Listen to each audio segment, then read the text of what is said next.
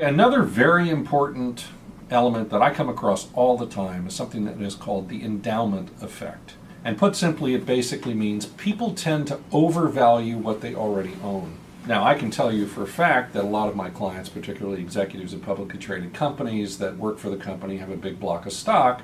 They are, they've drank the Kool-Aid. They're getting their salary and bonuses from there. Their retirement plan is at the company. They have stock in the company.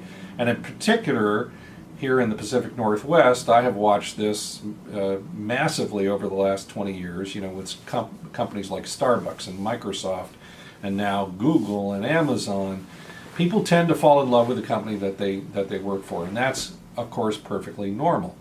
But the real question is it the most sensible thing to do to have a high concentration in one thing?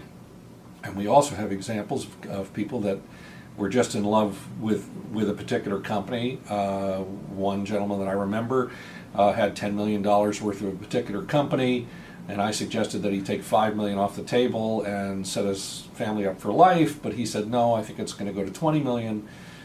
It didn't, and now his net worth is less than $2 million.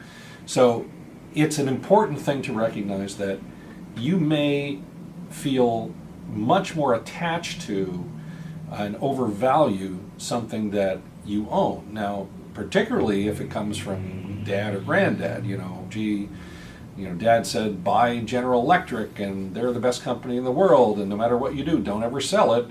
And now you've got $700,000 worth of General Electric. Or recently, before the price of oil dropped, it was oil company stocks, ExxonMobil, etc. So be careful and recognize that in a rational world, you would look at a position in ExxonMobil or General Electric or Starbucks or Microsoft or Google or Uber or whatever, and look at it on its own merits.